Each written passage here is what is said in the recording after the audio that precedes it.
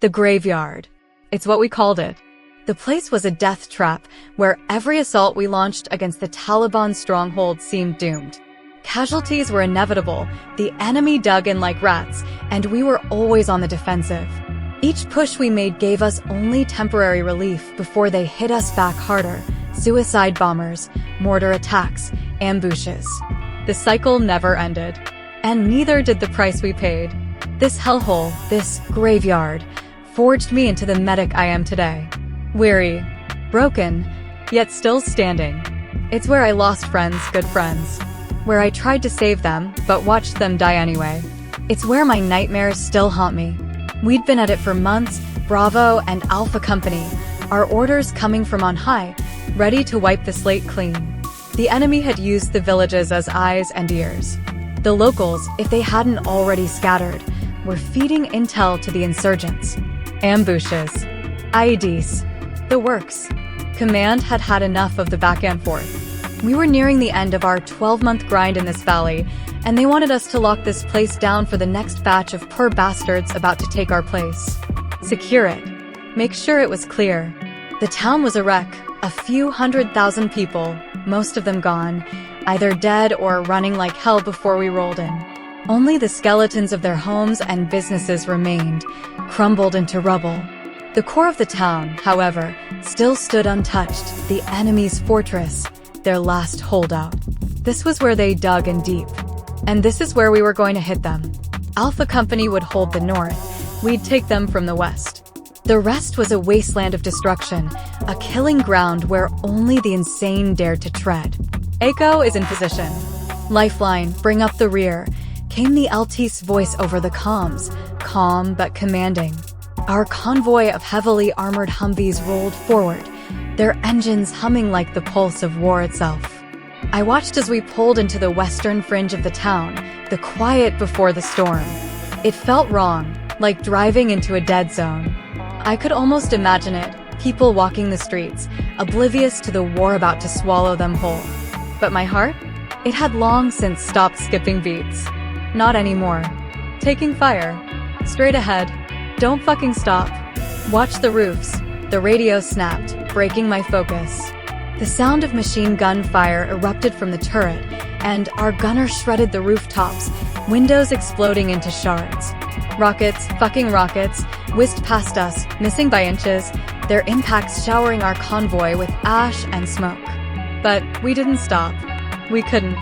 Watch the goddamn road. My squad leader's voice cut through the chaos. Too late. Our driver had lost visibility and plowed straight into a ruined building. Tires screamed in protest, spinning in the rubble, but we couldn't get traction. The gunner racked another ammo box and began unloading on whatever enemy targets he could see. Get us the fuck out of here, the SL screamed, panic setting in. I'm fucking trying, the driver shot back, voice tight with strain. This was it, wasn't it? This is how we die? Stuck in a goddamn building? After everything? IEDs, ambushes, snipers, grenades, rockets. I'd survived it all. But this? This was a joke. Incoming! The gunner shouted just as an RPG slammed into the turret. The impact was deafening, an ugly, metallic tonk that rattled my teeth. But somehow, the rocket glanced off, spinning harmlessly away. Damn it! Fucking gun is down.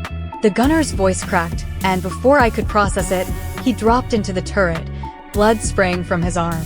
And I'm fucking hit. I didn't think, I just moved. It's not bad, you're good.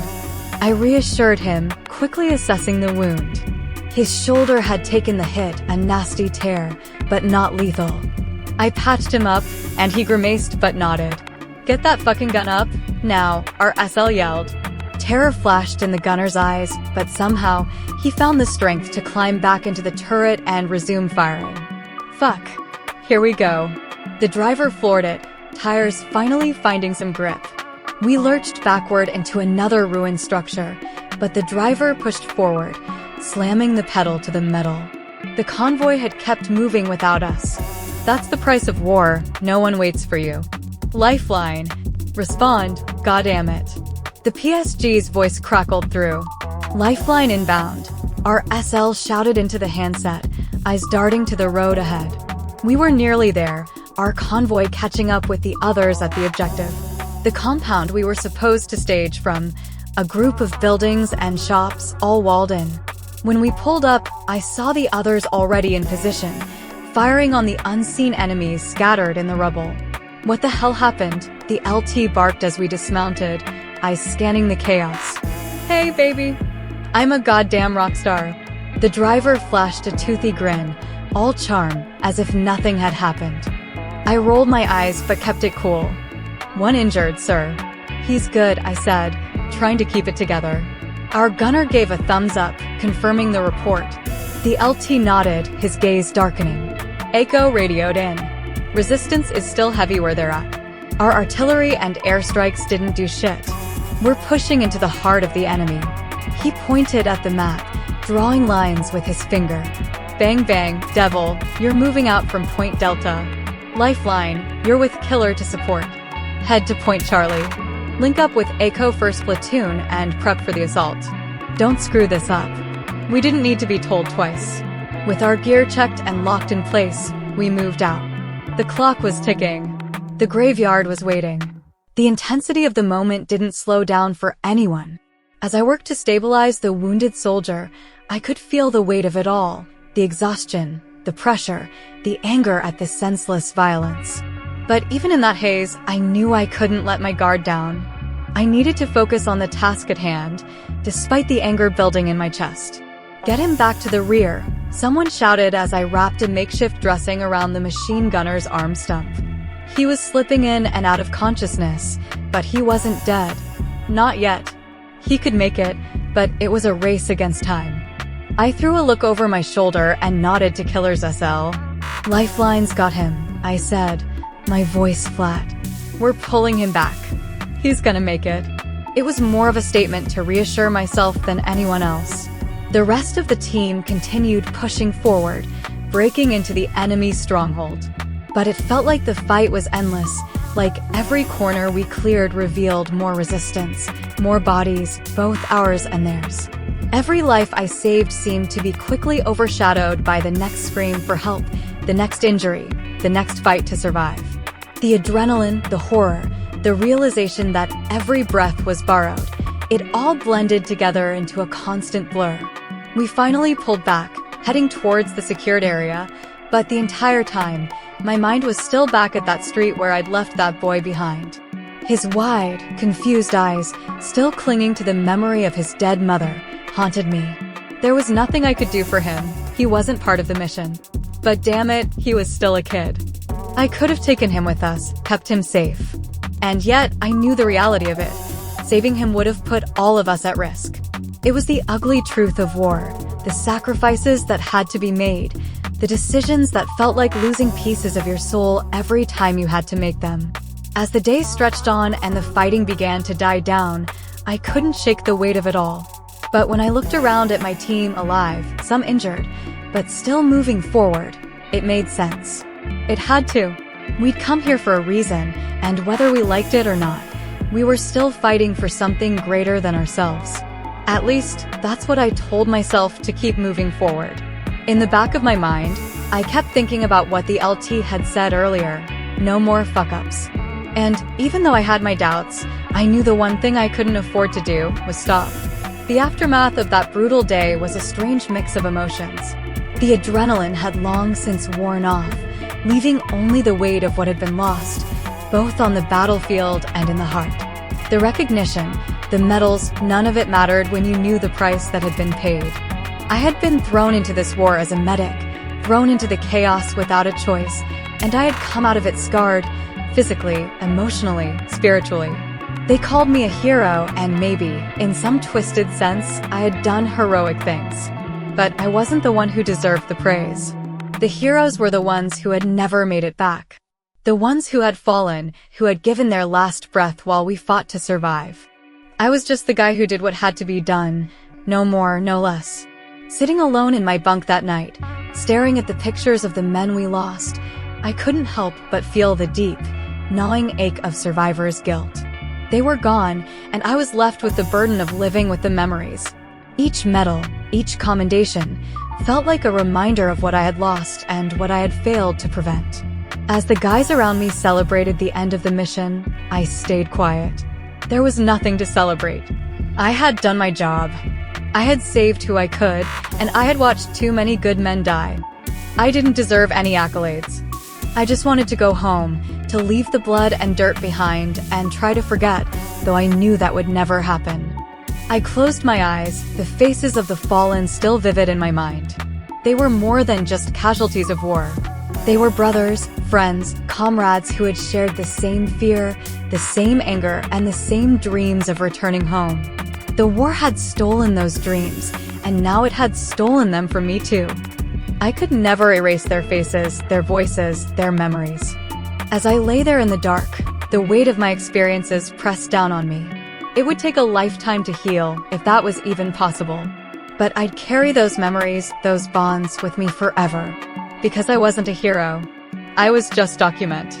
And I would never forget the price we paid. The days after the battle were a blur.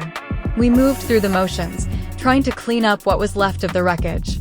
But even with the physical remnants of the fight behind us, the psychological scars were still raw. Every soldier carried their own weight, some heavier than others.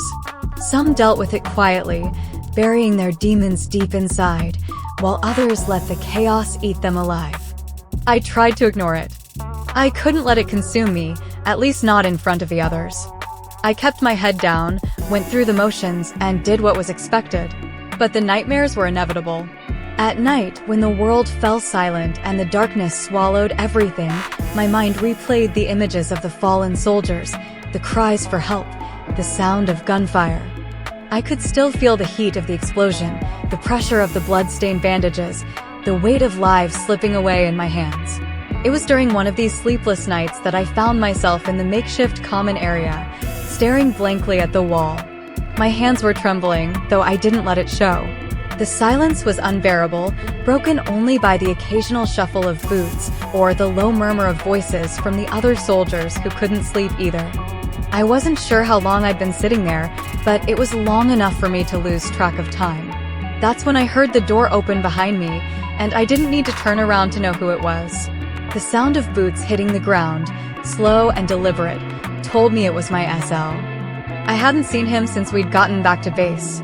He had his own demons, but he always wore his pain in silence, much like I did. He took a seat beside me, not saying a word, but I could feel the weight of his gaze on me.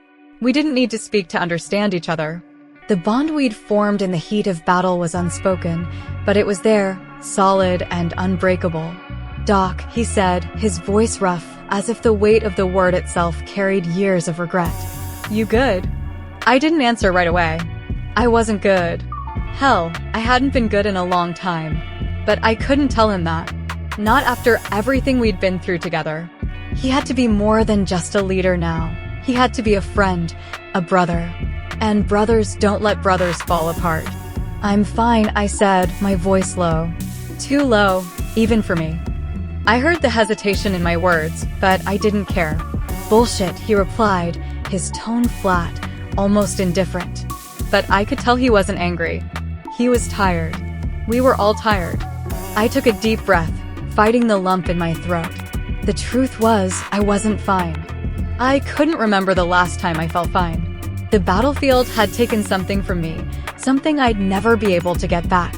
It had taken a part of my soul, left me hollow and aching.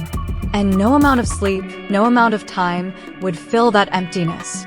"I'm just tired," I finally admitted. I hadn't meant to say it out loud, but it slipped out anyway. And once it was out, I felt the weight of it press down on me, heavier than I could bear. My SL didn't say anything for a while. He just sat there, letting me think. His presence was enough. Sometimes, that was all we needed. Someone who understood, someone who didn't need you to explain. "We all are," he said quietly. "But you've earned your rest, document. No one can take that away from you." I nodded, though I wasn't sure I believed him. Rest wasn't going to fix me. Nothing would. He stood up after a moment, his boots scraping against the floor. "Get some sleep, man. You've got a long road ahead of you, and so do we." I didn't respond. I just watched as he walked out, the door closing softly behind him. The silence returned, but this time it wasn't as suffocating. I sat there alone with my thoughts, and for the first time in days, I allowed myself to feel something other than numbness. I felt the sting of the loss, the weight of the memories, but I also felt something else: gratitude. We had made it out. Not all of us, but enough. And that was something worth holding on to. I didn't sleep that night, but I did finally close my eyes, letting the darkness take me. The next morning, we were given a brief. The usual reports, the usual talks, but none of us were really paying attention. We were still processing everything that had happened, and the words, the details, seemed so insignificant in the grand scheme of it all. Who cared about the official debriefs when we were all walking wounded? When it was time to go, we packed up and made our way to the transport. I felt the weight of the gear on my back, heavier than it had ever been before. But it wasn't the physical weight that bothered me. It was the emotional weight. The feeling that no matter where I went, the memories of what I had seen would follow me, lurking just beneath the surface, waiting to break through. As we made our way to the helicopter, I caught sight of the team. We were all the same now, broken, but still standing. And we stood together. No one had to say a word. We knew we were in this together. And that was enough. The ride back to base was long and silent. The hum of the helicopter's engines was the only sound, a constant reminder of the journey ahead.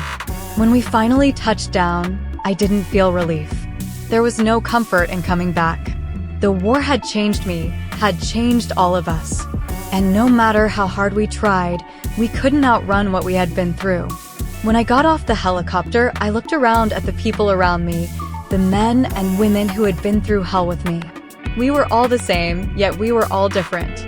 We had survived, but we were not untouched. The price of survival was high, and the toll was visible in each of us. But we had made it through. And that, for now, was enough. As I stood there, feeling the ground beneath my feet, I realized that no matter what happened next, I would never forget. Not the men we had lost, not the sacrifices we had made. The war would never truly leave me. It was a part of me now, woven into the fabric of who I was.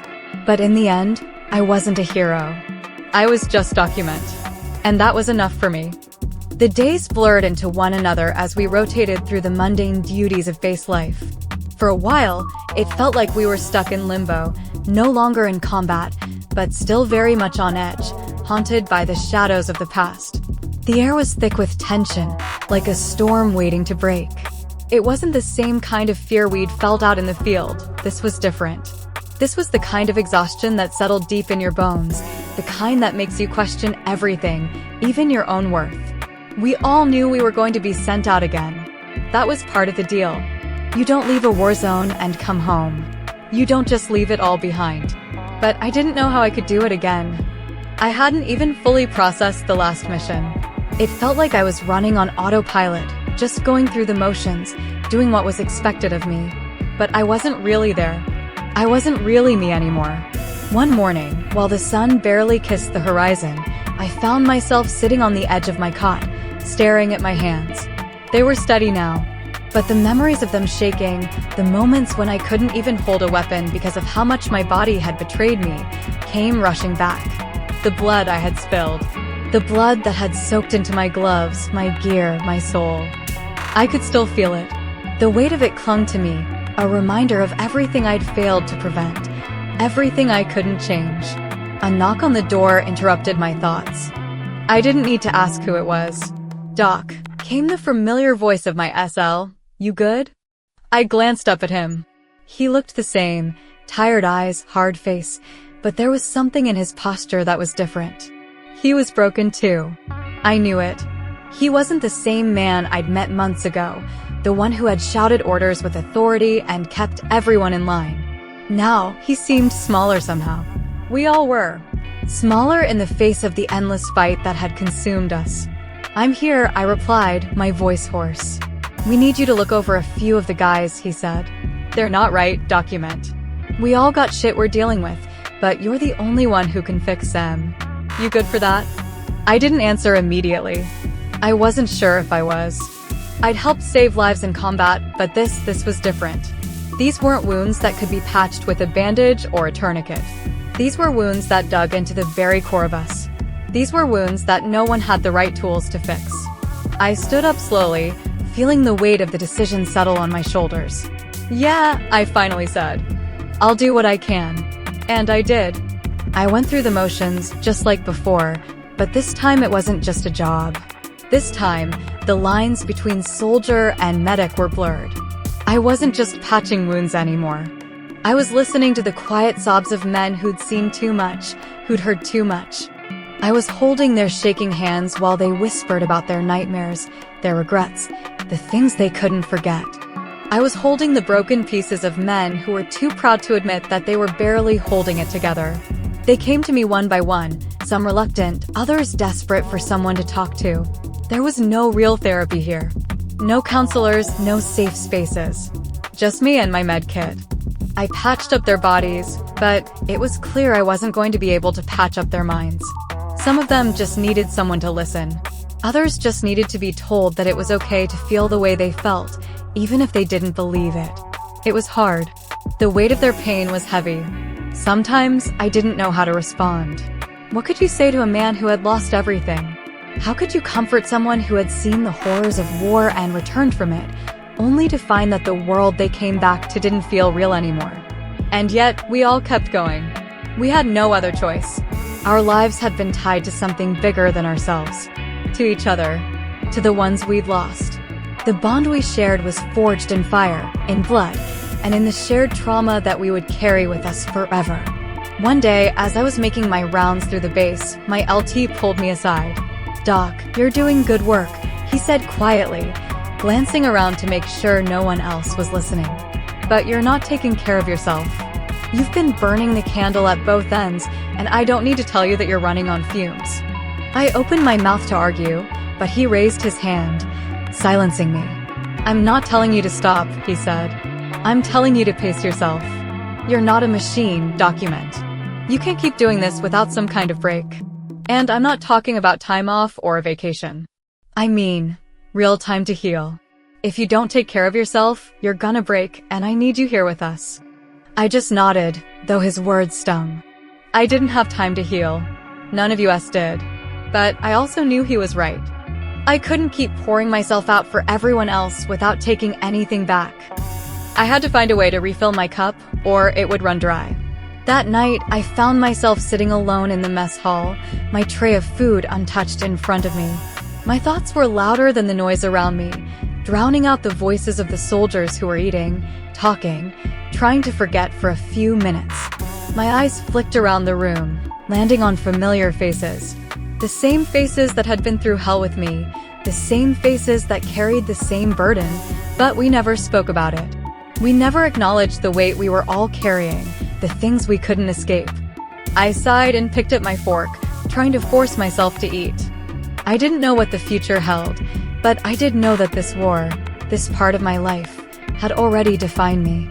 No matter what came next, I would never be the same. And that terrified me. How could you go back to being normal after seeing the things we'd seen? How could you look at the world with the same eyes after losing so many good men? I couldn't answer that.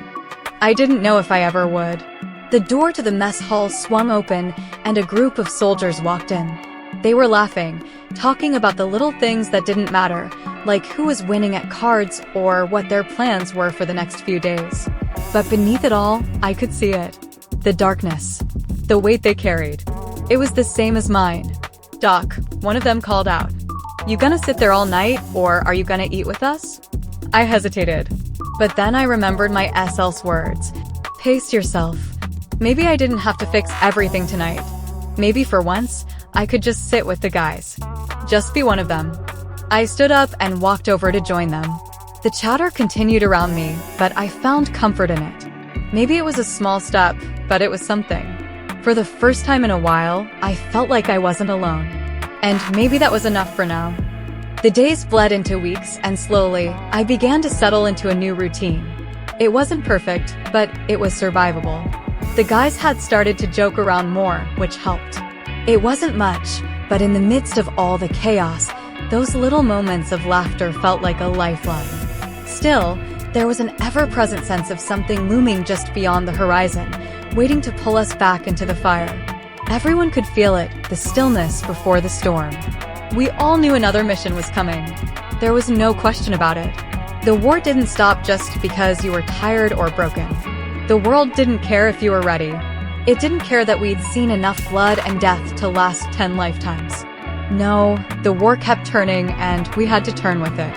One morning, I woke up to the sound of boots shuffling across the dirt outside our bunk.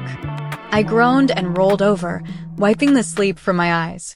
My head still felt like it was filled with cotton, my body aching from the constant strain of the past few months. A knock on the door roused me fully. "Doc," came a familiar voice, "get your ass up. We've got orders." I forced myself to sit up, rubbing my temples.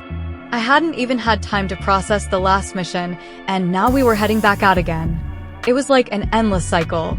Just when you thought you could breathe, the weight of it all came crashing down once more. I swung my legs off the bed, my boots hitting the cold floor with a dull thud. As I pulled on my uniform, I couldn't help but think about the soldiers I had patched up during those last few missions. I remembered their faces, their voices. Some had made it. Others, not so much. I wasn't sure how many more I could lose before I broke. But I couldn't think about that right now. I shoved the thought aside and grabbed my gear. There was no time for self-doubt. There was no time to think. The mission was what mattered. My mind was already shifting into the zone, focused, alert, ready to move. I found the guys outside, already loading up the trucks. The atmosphere was different today. There was a sense of anticipation hanging in the air. We all knew this one was going to be bad. But bad was the norm now. Nothing was ever easy. Nothing was ever clean. "Doc," my SL called out, "You good?" "Yeah," I muttered. I wasn't, but I had no intention of letting him see that. I was never going to let him see that. We climbed into the trucks, the engines roaring to life as we rumbled toward our next destination. The sun was high, casting a harsh glare over the dusty landscape. The heat was suffocating, and I could feel the sweat starting to bead on my forehead, mixing with the grime already on my face. I looked over at the guys beside me, soldiers who had become more like brothers than anything else. They were all focused, some quietly praying, others looking straight ahead, lost in their own thoughts. We didn't need to say anything. We all knew what was coming. As the trucks kicked up dust behind us, I found myself thinking back on the moments I had spent with the guys, those small, fleeting moments of normalcy that had seemed so distant at the time. Laughing over bad jokes, arguing over trivial things. Those were the moments that had kept us human, that had kept us from completely losing ourselves. But out here, on the edge of everything, there was no room for anything but the next breath, the next step, the next bullet. The convoy finally came to a halt, and we jumped out, immediately falling into formation. The familiar sounds of gear being adjusted, weapons being checked, and the low murmur of soldiers gearing up filled the air. But I was already scanning the surroundings, looking for any signs of trouble. My senses were sharp, honed by the endless days of combat. "We move in 5, the SL ordered. I nodded, adjusting my medic pack, making sure everything I needed was within reach. As always, I had a sense of what was coming. We were walking into an ambush. I could feel it in my gut. It was a sickening feeling, like the weight of something terrible pressing down on you, but you couldn't escape it. You couldn't outrun it. The air was thick with tension, and the silence felt like a prelude to a storm. It was too quiet out here. I looked around again, scanning the hills, the rocks, the horizon. Everything was too still.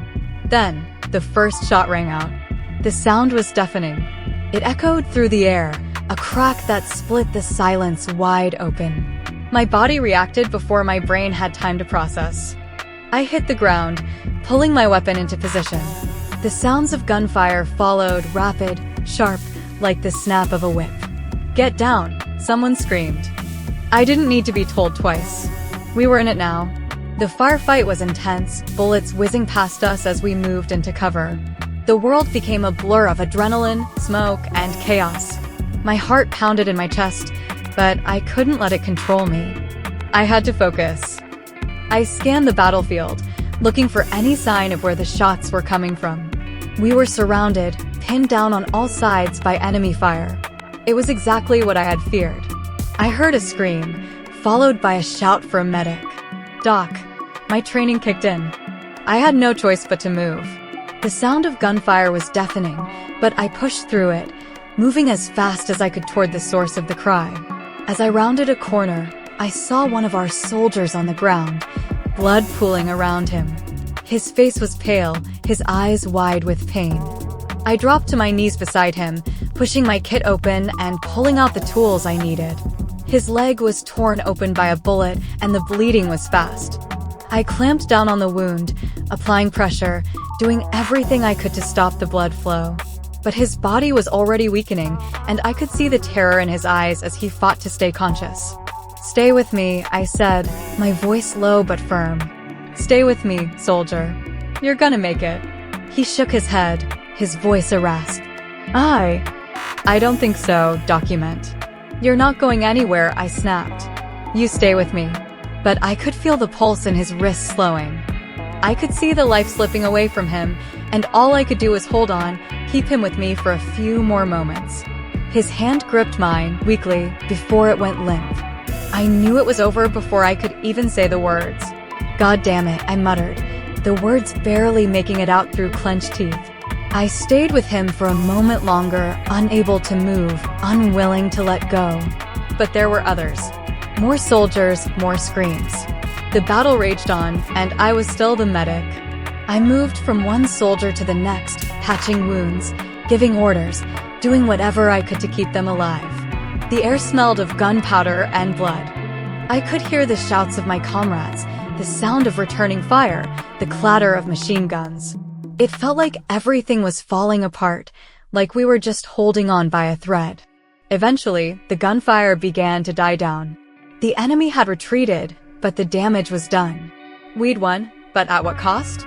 The battlefield was littered with bodies, our own, mostly. It wasn't the first time I'd seen so much death, but it never got easier. We gathered our wounded, counted the fallen, and prepared to move out. But it was impossible to ignore the truth. This was our reality. This was war. And I was still just document.